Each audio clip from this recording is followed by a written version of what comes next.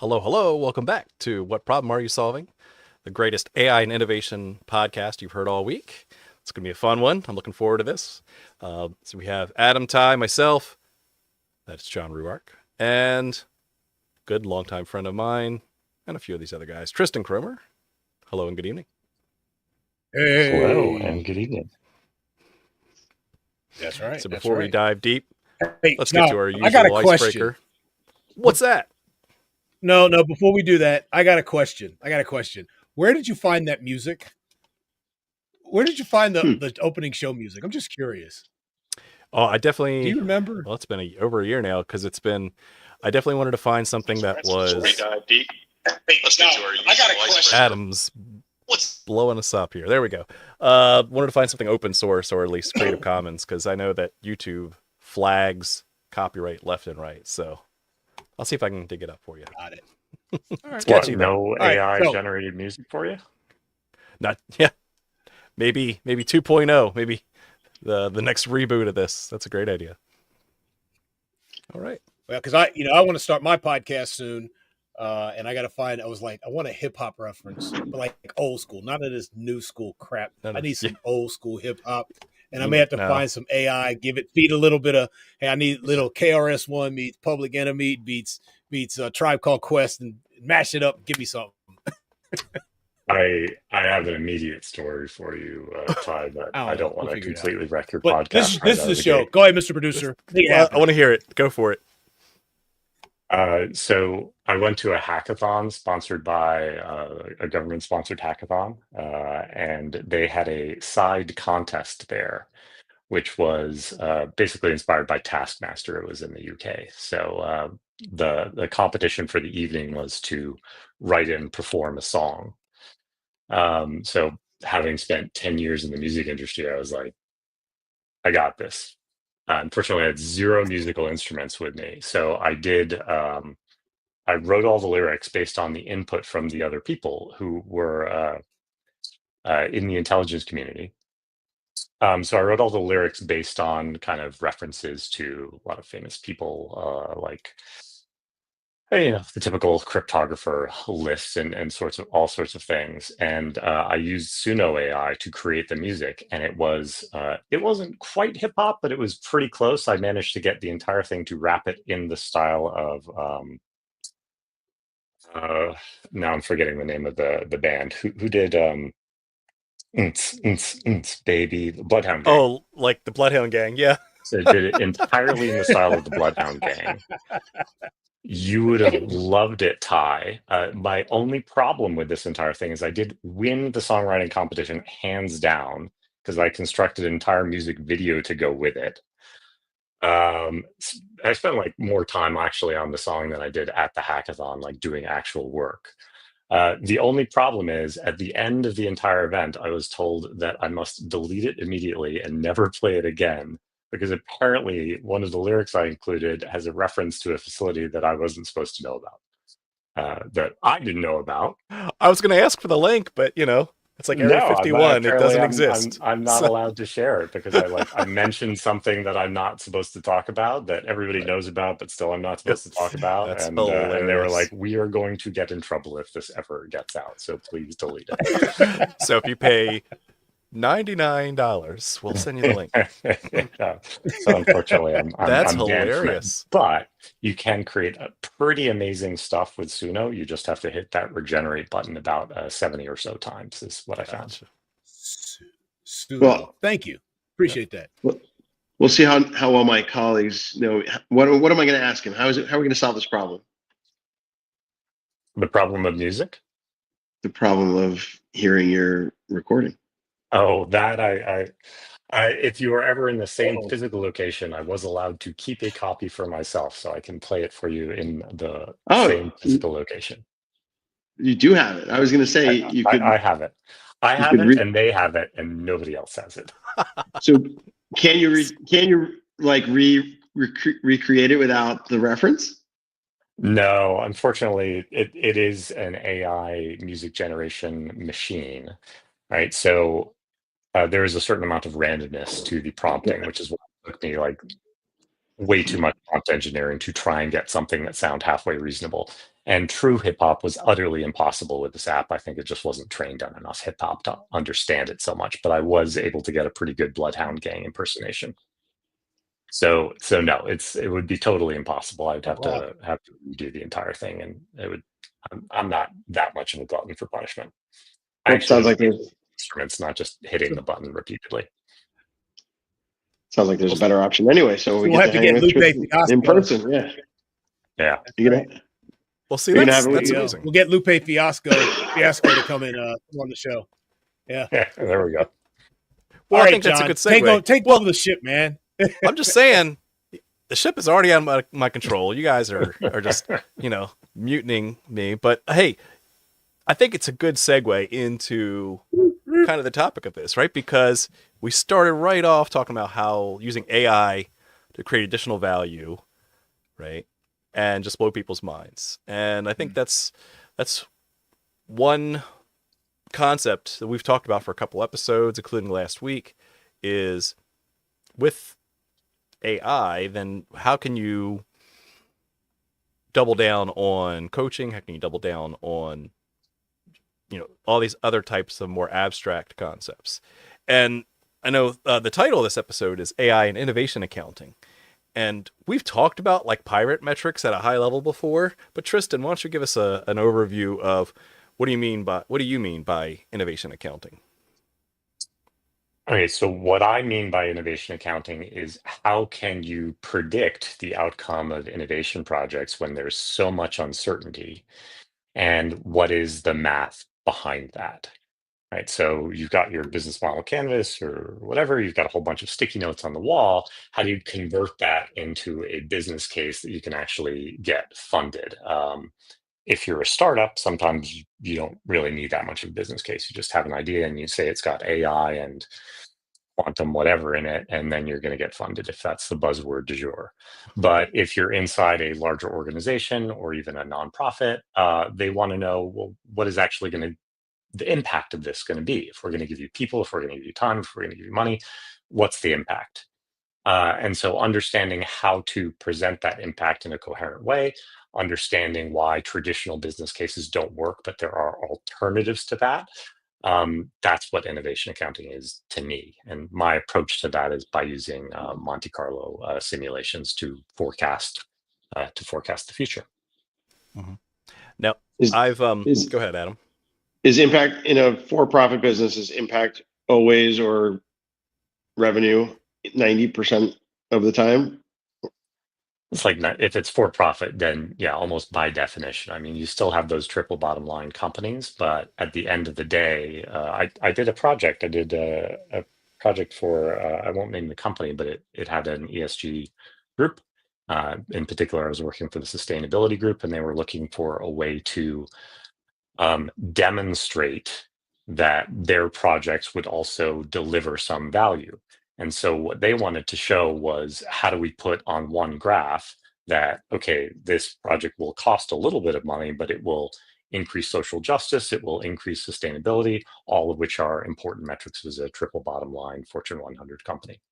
So they were looking for a way to do that. And one of the ways that you can do it is by kind of picking a unit that you agree on and saying, okay, well, for every 1 million tons of CO2 that we take out of the air, we're going to assign a dollar value to that, because there is a dollar value to that you can get from the global CO2 markets, and kind of converting everything into one unit. So that was the approach that they were taking at them.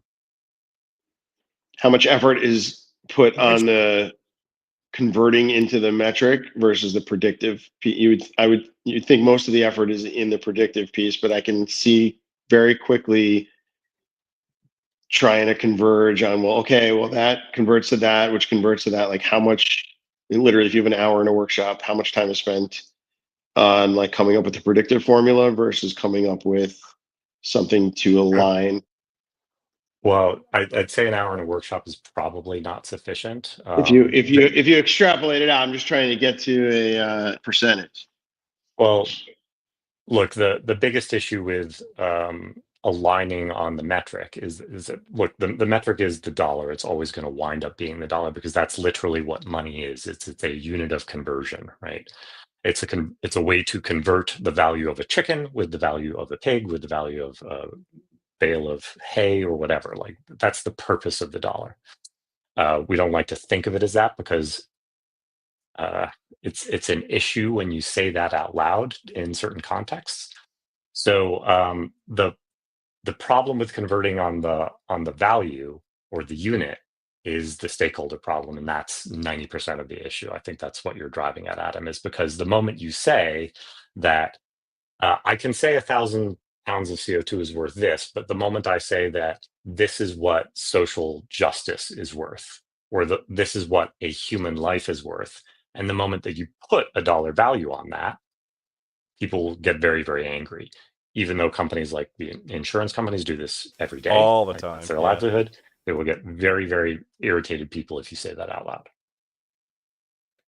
So I have two thoughts, and the first one is a technical one, and the second one is kind of a going to the point about this very, very angry.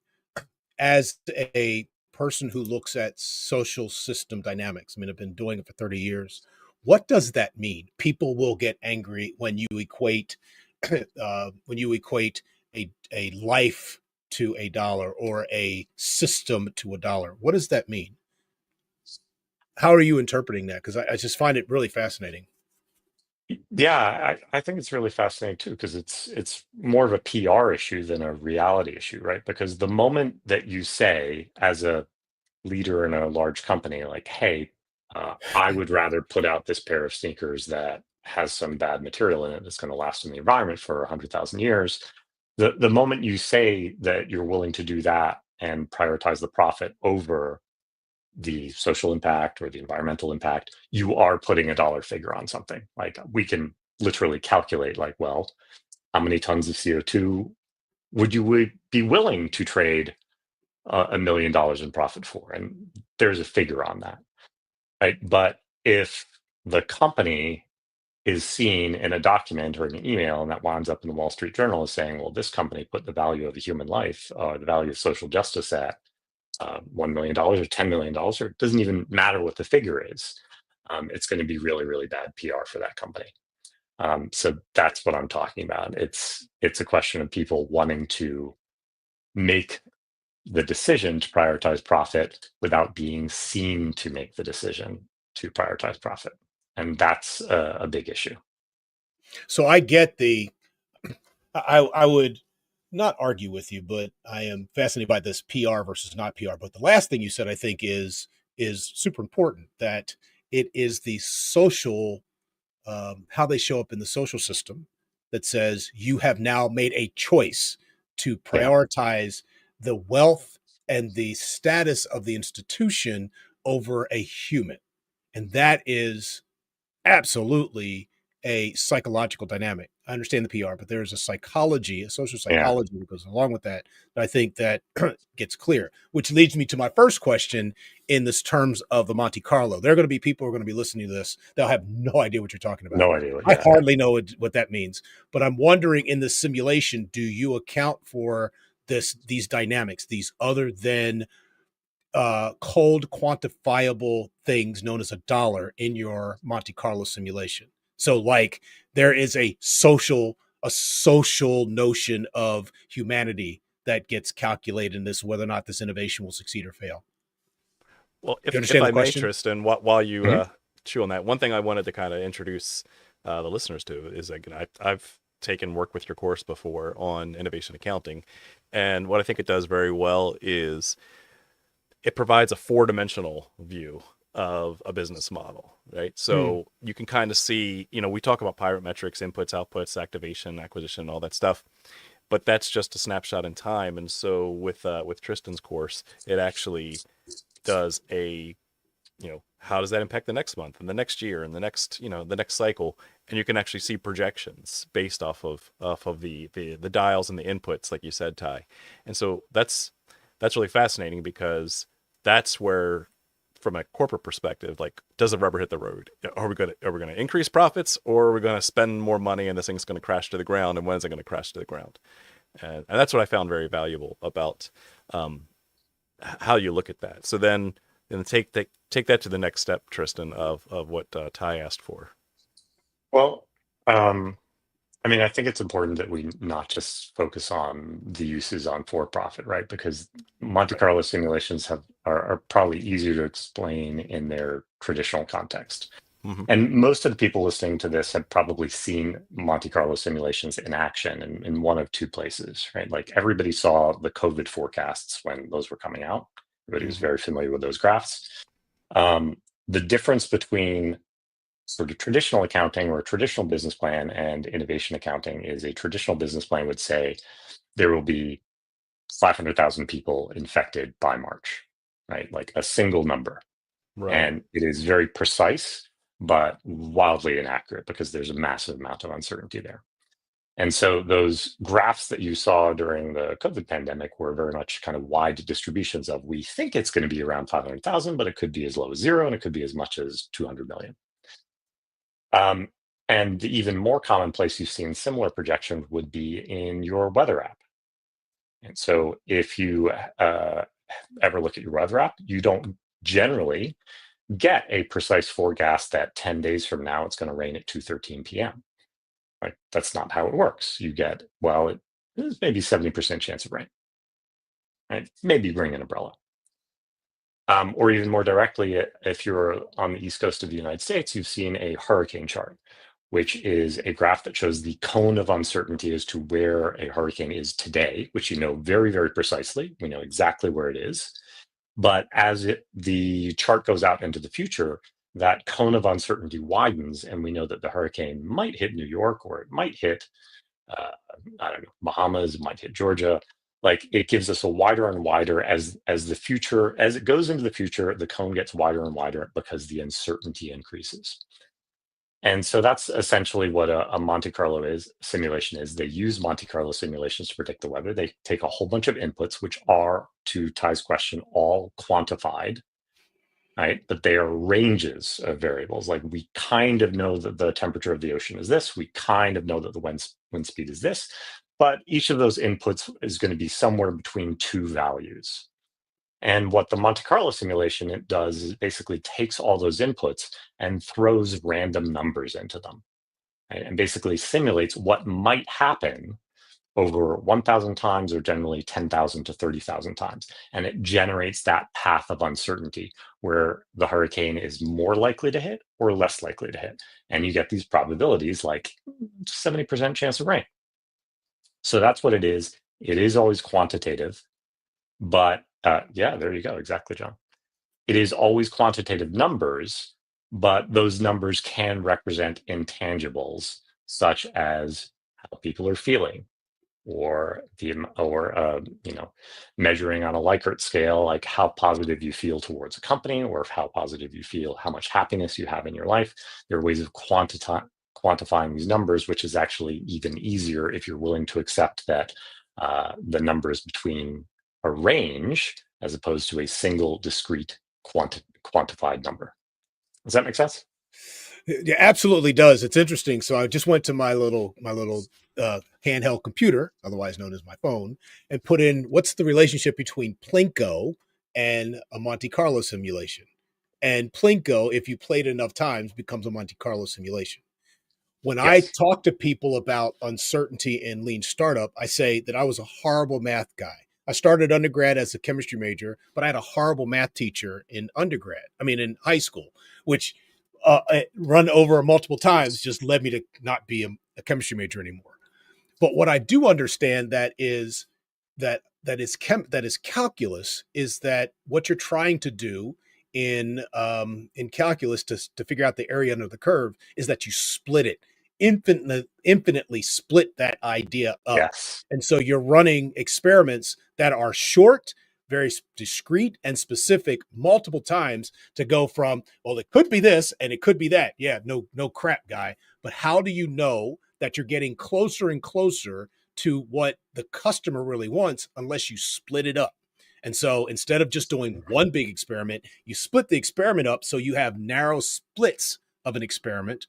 And so you can start to get closer and closer. And if I understand your Monte Carlo experiment, as well as Plinko, that what you end up with is a way to splice this thing, even when you have a lot of uncertainty. But if you reduce the uncertainty between left and right small enough, you can start to get a better sense, not the right thing, but a better sense of what could be right. So that's how that's how it's in my head. Yeah, I think that's really like my calculus is a little rusty myself. I don't think that's exactly what's happening mathematically, but I think your metaphor is spot on, right? Because for every one of those inputs, if we have a range, right, some of those ranges are wider than the others because there's more uncertainty there. And what I really like about Monte Carlo simulations is it allows you to put in as much uncertainty as you want. So even on day 0 of a startup project, where Steve Blank and Alexander Osterwald were all perfectly right, like making a business case at that point is utterly pointless, unless you can put in ranges into your business case. And if you allow those ranges and you allow the range of like, what is the price somebody willing to pay for this product? Well, it could be $100 million, it could be absolutely zero, right? If you're willing to put in a massively wide range, you can actually create a business case on day 0. And instead of having to just guess kind of which sticky note on the business model canvas is the riskiest thing, hint, it's generally the customer, but you can actually even calculate which of these variables is producing the most risk for your overall business, which is kind of cool when you think about it, because it is most often like, who is the customer? Are they willing to pay? It's usually those things. But every once in a while, it'll be something like distribution, where it turns out that the slice you want to take and the experiment you want to design, Ty, is not necessarily narrowing down the customer anymore. You've reduced it enough. You've reduced the uncertainty enough. They're willing to pay, okay, not $100 million, but they're willing to pay 100, and they're willing to pay at least 20. Okay, good enough. Move on to distribution. And that is something that you can see mathematically. Yeah, I think that's how it's interesting that you say that, because the first thing that popped in mind is what the Bloomberg terminal is, right? It helps to calculate for for a person who's out there, like running commodity trading. Like, I know that the commodity is here, but now we have this weather thing that comes in. There's a hurricane. What happens when you drop a hurricane in here? And I have to go from here to here, and all these shipping channels are like all jacked up, but I still have to get my commodity to market. And so I love the fact that you're now saying I can now go off and say it's a distribution issue, right? I can figure out what that looks like. And then I can say, well, it could take 0 days or it could take 150 days to get the thing to market. What does the impact on my customer to that as well? Yeah, exactly. And it's a really fun approach because I think it's more accessible now. Like, I don't even remember when we started teaching this, John, but it was Sam McAfee and I were talking about this 10 years ago. But it was completely infeasible to actually run these types of Monte Carlo simulations, because even the name of it is like, all right, first of all, you got to break out Excel. And immediately you You've lose lost half the 90% crowd. of the people. Exactly. More than half, right? And secondly, you've got to work on what if data tables in Excel, and it's really slow and it takes like 2 hours to run, and it's just nobody wants to do it.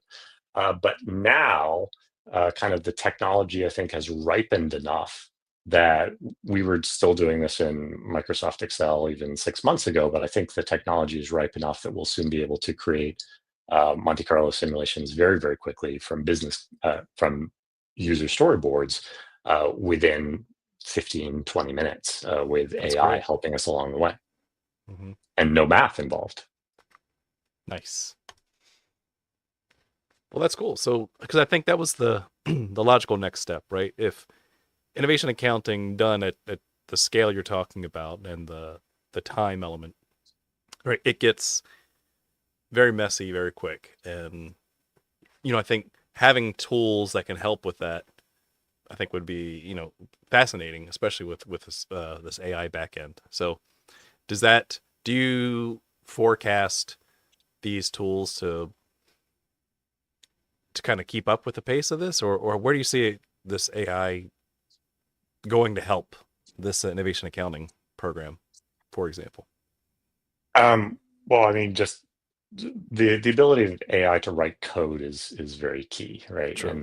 And like, I'm a pretty terrible engineer, John. I'm sure you're a better engineer than I am, but I can go into, I've got my ChatGPT scripts, I've got my Cursor is my IDE of choice, and I can build an app pretty quickly. I can build Google scripts to call ChatGPT and ask it to.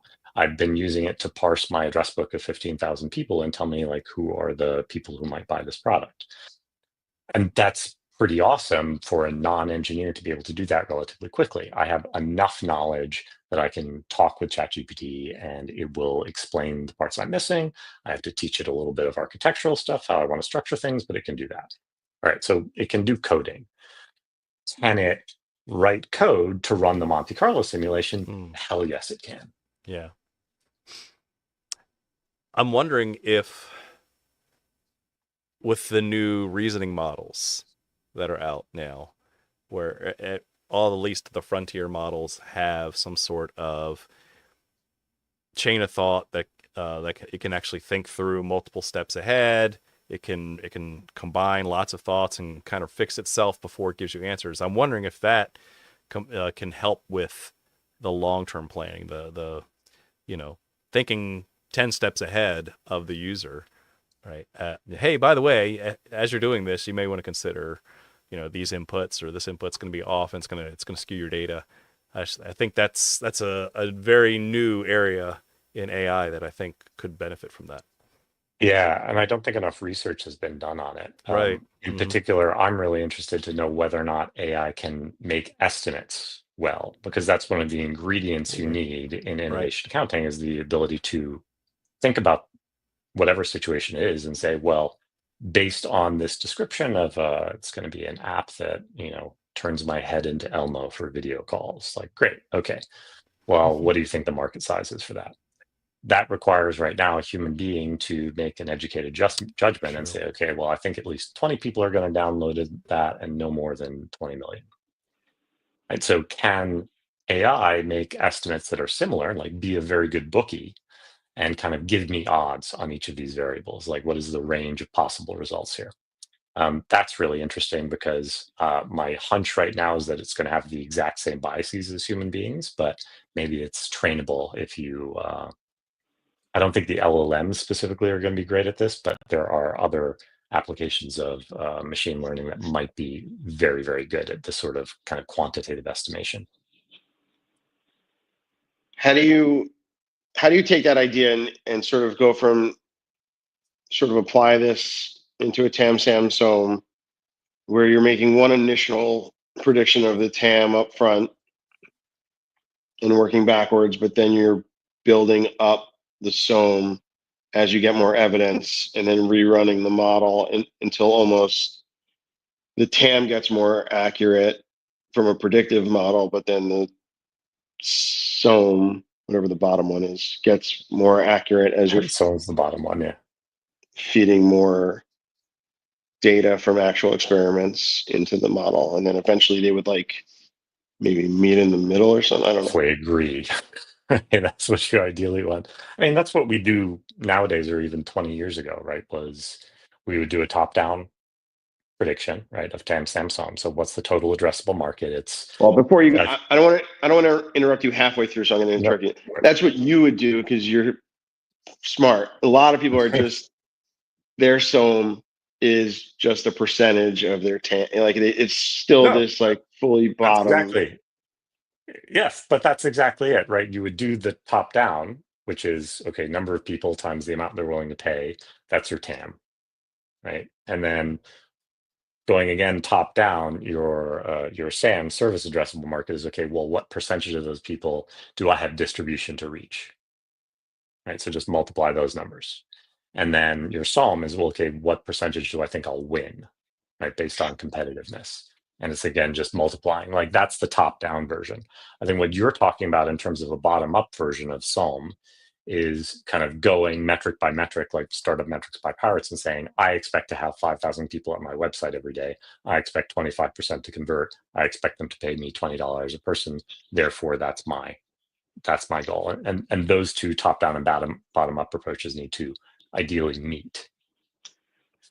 Yes, and not only expect, but running an experiment where you now have data where you're like, I now know, so I can lock in one of these guesses and say, I now know that I still don't know how many people I can reach. I still might be wrong about my segmentation, but I now know that my conversion rate is 10%. So I can lock that in and now I can start trying to estimate distributions, or I was totally wrong about the size of the market. I actually underestimated it because it's not all the couch surfers, it's all the hotel, Yeah.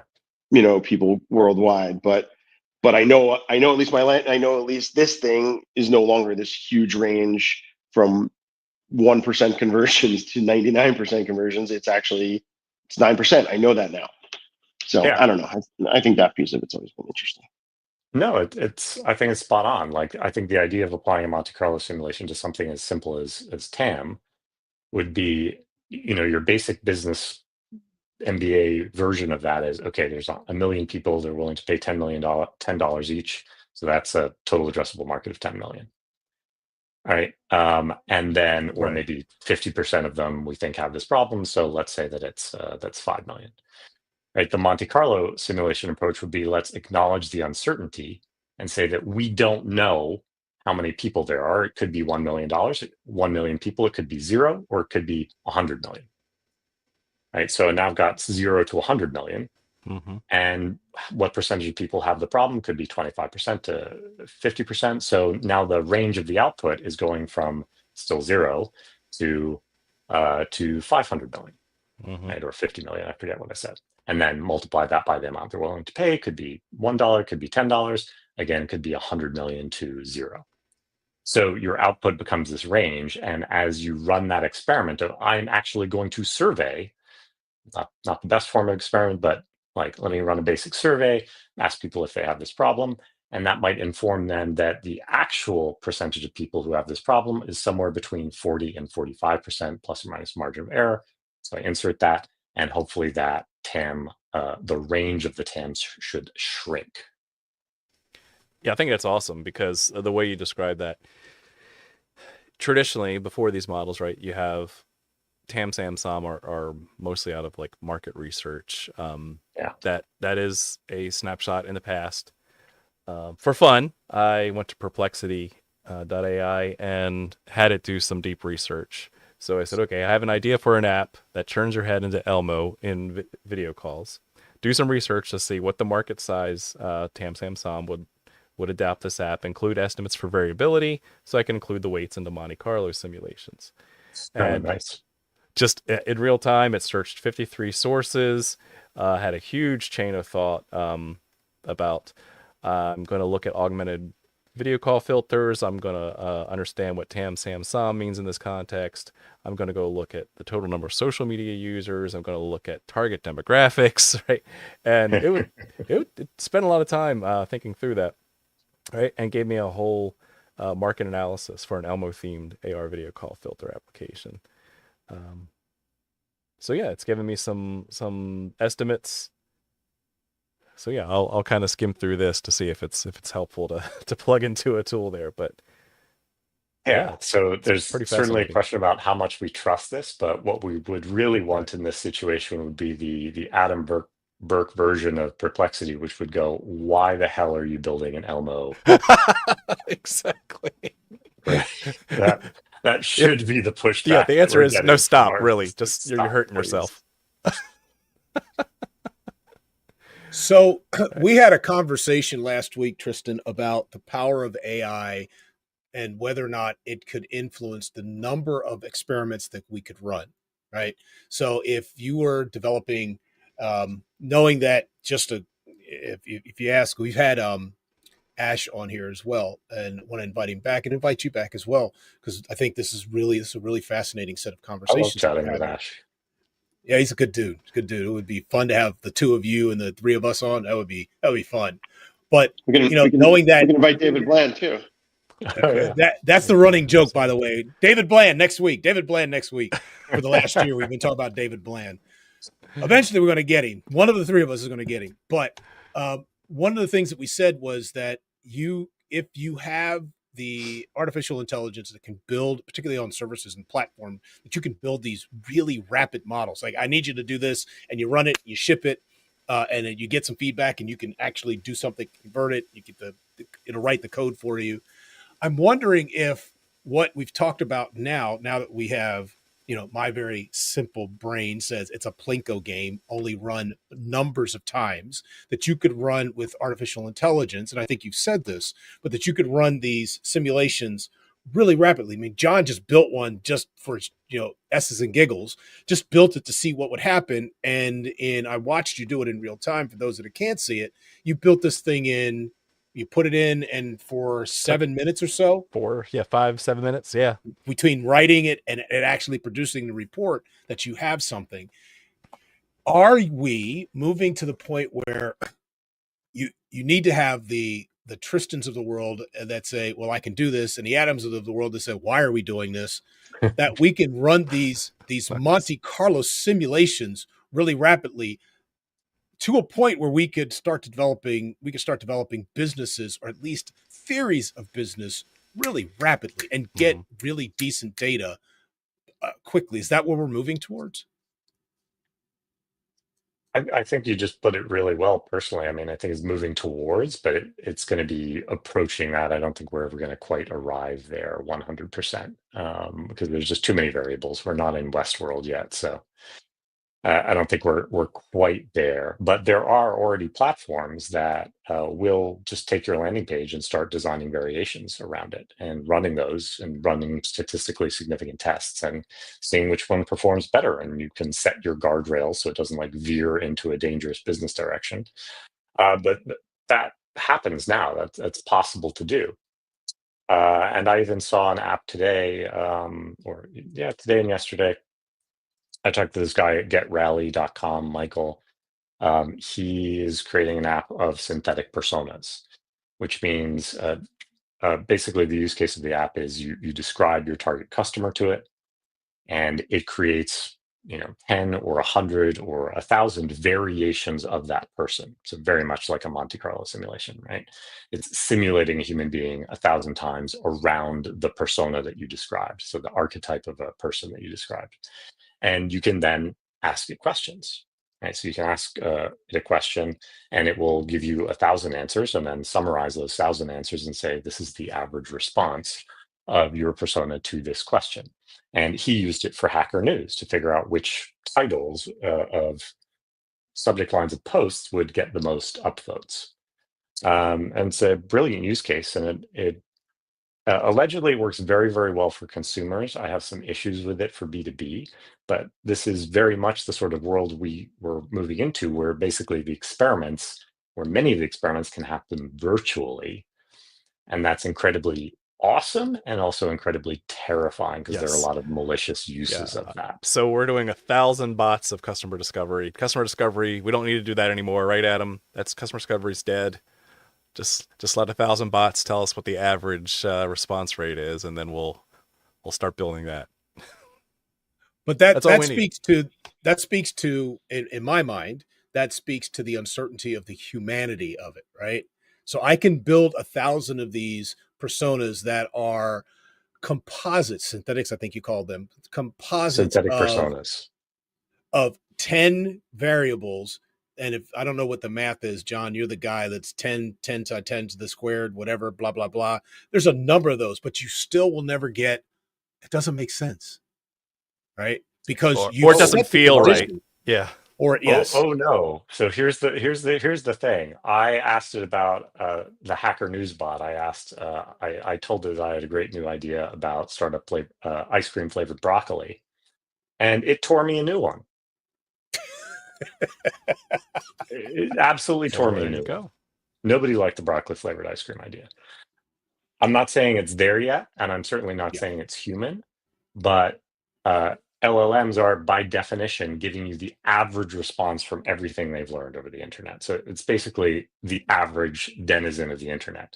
And you can kind of specializing it by asking it to role play, or by putting like a LoRa filter on top of it. But it's giving you the average response. So it's actually really good at consumer stuff. What I tried with it was like, I want to talk about VPs of innovation, because I know those folks very well, so I can like put my BS detector hat on. And I asked it some questions, and it just fed me junk. It was very cliched and ridiculous and generic answers. But for the consumer stuff, like, it's not bad. Interesting. What's the site? Getrally. What is it? AskRally.com. I'll give them some free promo. And there's others out there. There's syntheticpersonas.com. Like this. That's the one I found. Yeah, I mean, I hate to say this, but we all know that people hate talking to human beings. They don't want to do it. They don't want to talk to people they don't know. They want to talk to their friends and hear what a great idea. Isn't that right, Adam? I know that's the bane of your existence, is trying to get good, clean customer discovery interviews at scale with actual quotes. Yeah. Yeah, it's very Who are you hard talking to do that. So there are show going to be show me where he said that. Yeah. So I am curious. I mean, what's that? Never mind. Go ahead. No, I think he was saying the same thing with surveys. Part of this was the AI, and the other part was the innovation accounting. And I know with the folks that I work with, either my students that I have at the university that I work with, or some of the founders that I'm working with, getting them to understand that they don't know, right? That part of it is the struggle. Leave the AI out of this for now, but the struggle is that you don't know. And then how do you, so if we just stuck to the innovation accounting, you started this conversation by saying these simulations were built around putting boundary around a lot of uncertainty. Like it's bigger than a bread box and smaller than a Mack truck, right? Yeah. That's our boundary, but it's still a lot of uncertainty. How do you work with founders or corporate innovation? We can go as big as corporate innovation or as small as the entrepreneur, however we want to talk about it. But how do you help them get in their mind that they are only working with the things that they have until they go and run an experiment, number one, and that even when they're running the experiment, they have a whole lot of guesswork, and then that happens in between, and that even the information they come out is literally built on sometimes vaporware, a big A guess. How do you help them think through that and not say, you're stupid, you don't know what you're talking about? Okay. I never say that. No, they say that to you. They say that to you, and you go, that's true. That's true. Okay. That's true. And sometimes it is absolutely true that I am stupid. So every once in a while. And it's a good question. Honestly, like I found that if you allow people to answer in a range, they're more willing. It's basically permission to be wrong or permission to be uncertain. Like if I ask, especially at corporate people, like this doesn't happen too much with startups, but startups have a little bit the same thing, right? When they get in front of the VC and somebody says, what's your TAM, what's your total addressable market size? They feel like they're put on the spot and they have to give a specific number, and they know the number is BS, right? So they don't want to say it because then they'll be held accountable to it. But if you give people permission to say, like, look, we all know that the number is nonsense, but give me a range from, 100 billion to $1. Like, get it a little bit more narrow than that, but give me your best guess. What's your best case? What's your worst case scenario? They're a lot more willing to say, I don't know. And I think that's very helpful. And you don't have to berate them into it. Is it the range or the formula? The range. The formula you still got to figure out with them because the formula is based on their business model. Like, I'll give you an example. I think this was actually just before I met you, Adam, for the first time. It was like, I don't know if you ever went to the Tech BA Accelerator. No, probably not. There was this guy this was a long time ago before Instagram and all that jazz. And he came into this Tech BA Accelerator, Mexican startup accelerator, funded by the Mexican government, based in Silicon Valley. And he had this idea, right? And his idea was that he was going to have an app that would allow anybody on vacation to hire a photographer to take photos of them, because even selfie sticks weren't possible they were possible, but they weren't as popular at the time. So this is that long ago, and I am that old, right? So this is his idea, like rent a photographer to go on vacation and get the perfect photos of you and your significant other. And so I think it was myself and like Patrick Bleskovitz was there. It was either him or the late great Brant Cooper was there. And we were sitting there going like, let's just think this through for 1 second. Because I'm not going to convince this guy that this idea is stupid, right? Because he obviously loves it. It's his pain point. He wants to have perfect photos. There's no way I can convince him of that. So we just started to go like, all right, just out of pure curiosity, how often do you think people go on vacation? First question. His answer was 4 times per year. I was like, for how long do you think they go on vacation? He's like, for like a week at a time. And we're like, okay, this kid is rich. for starters. Right? Yeah. So we're like, all right, but let's keep on going and say, like, hey, we're going to accept your crazy premise that people go on vacation 4 times a year. And how many of those vacations are photographable? How many times do you think people are going to do this? How much do you think you're going to have to pay to acquire a customer? We just start walking through the business logic. And before even shooting down his assumption that I hate to break it to you, fella, but 4 times a year for 1 week on vacation is quite a lot, especially for the American audience he was trying to target. We just did the math with it, and he at the end of it he was like, well, wait a minute, so I'm going to have to pay $50 to acquire a customer, and they're only going to pay me $50 if they use the app, and they're going to go anywhere from 3 to 4 months between one vacation and the next, and they got to remember that they have this app and reuse it, and it's not going to have any usage before that, so it's going to be buried on their phone somewhere, if not deleted. Like, so my conversion rate would have to be like 200% retention rate, which doesn't make any sense. So we just walked him through it, and by the end of it, he was like, "This idea is terrible." Right? That's basically what we want to be able to do with Monte Carlo simulation, just a lot faster.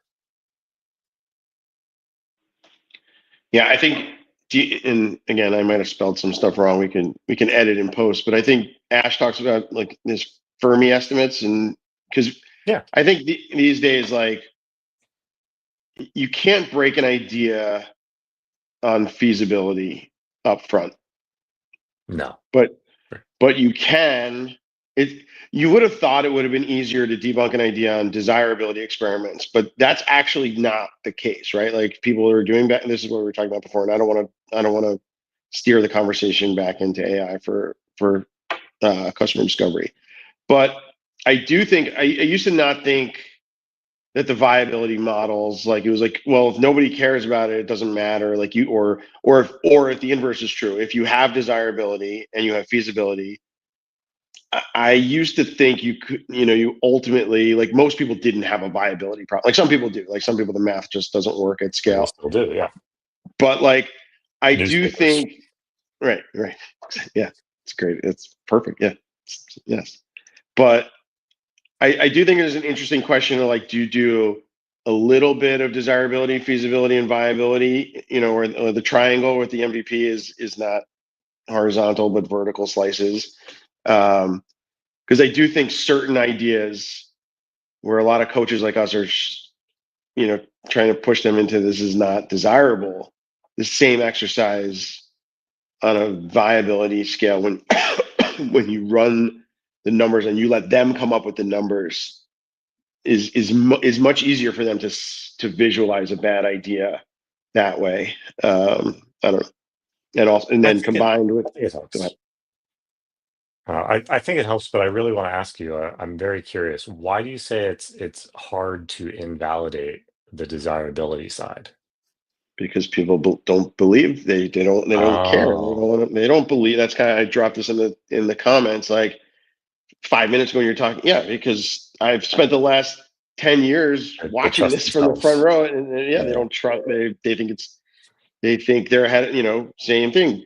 Brant used to. You are a visionary, and then he would drop in the not in his slides. You remember those slides? Anyway, no, I remember. Yeah.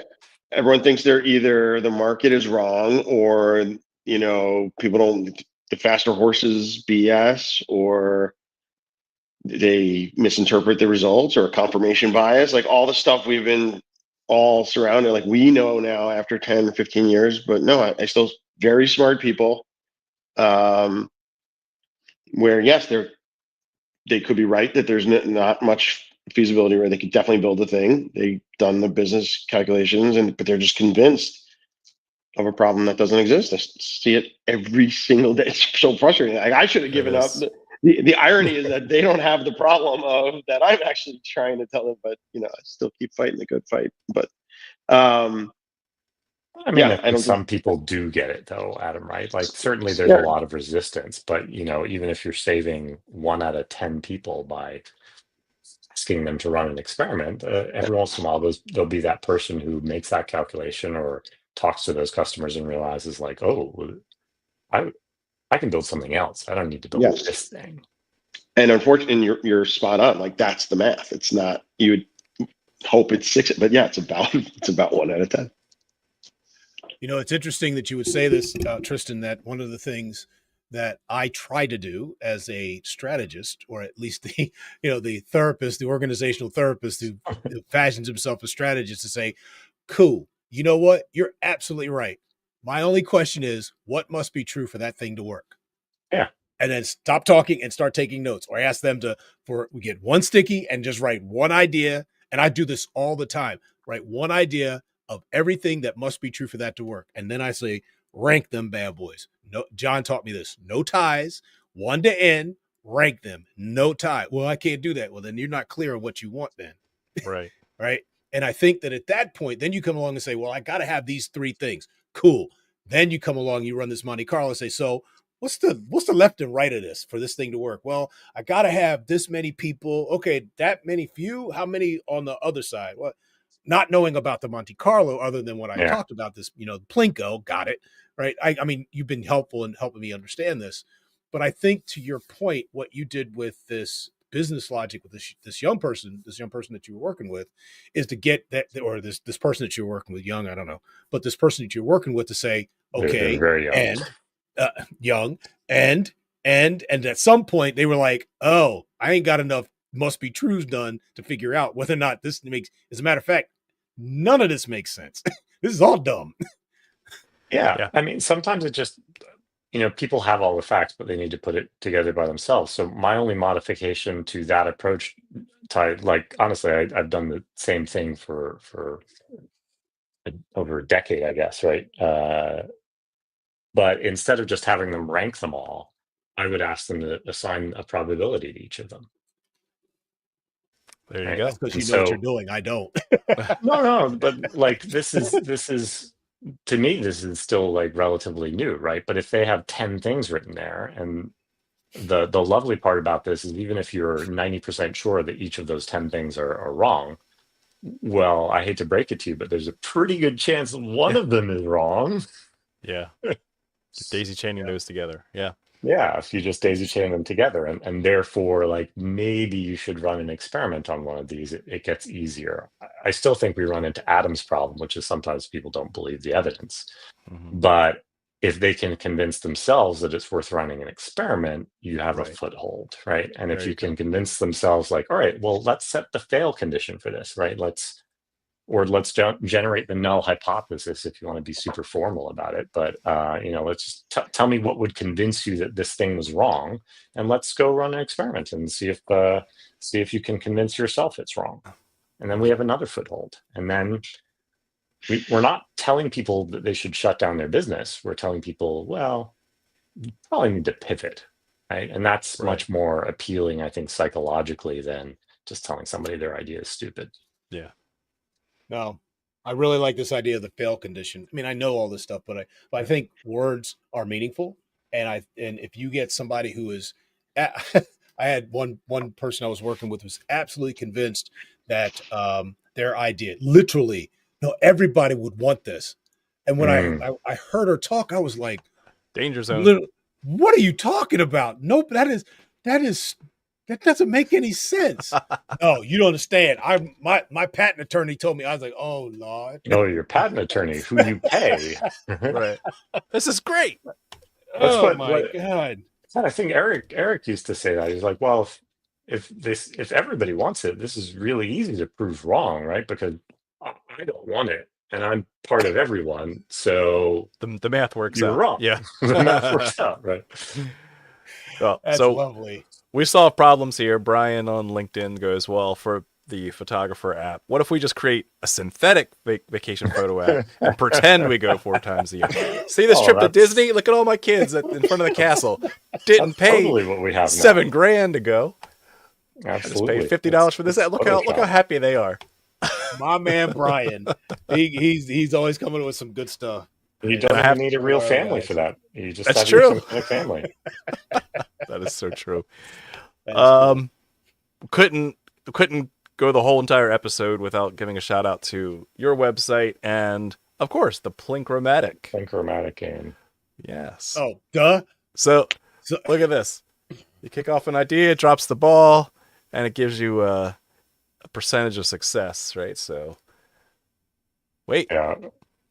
Unfortunately, there's a whole story on that game, so you're probably not going to be able to demo it as fast as you think it can. But it's a fun game if you want to start talking about decision theory in terms of startups.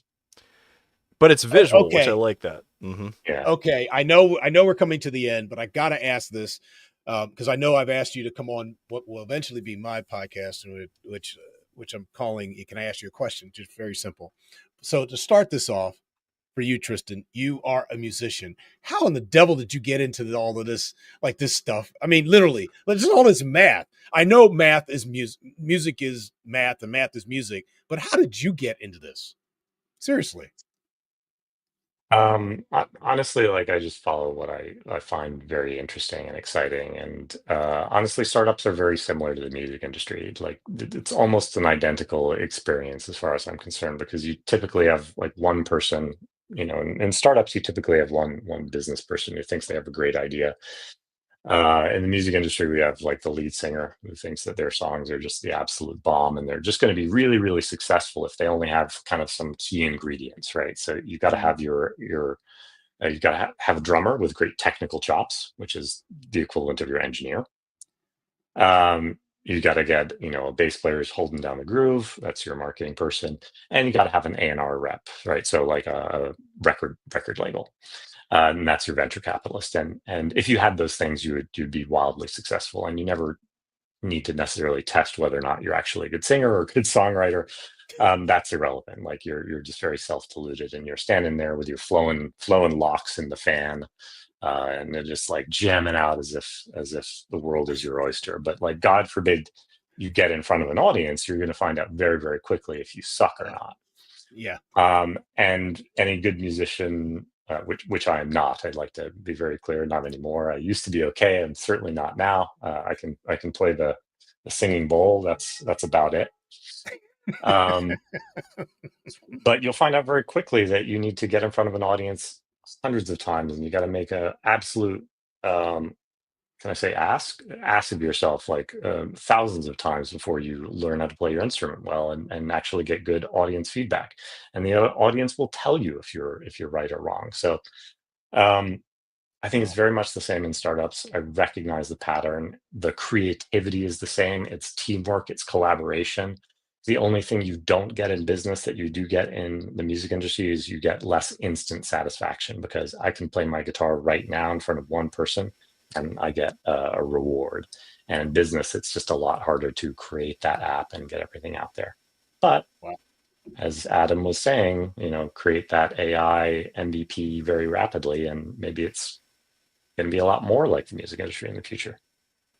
Wow, that's a great metaphor. That's amazing. Wow. Well, we're at time. Definitely want to thank you for coming on, Tristan, sharing your insights. Really good conversation on a variety of things tangential and related to this innovation accounting problem, and how do we accelerate that and get those variables so that way we can get better estimates along the way. So thank you.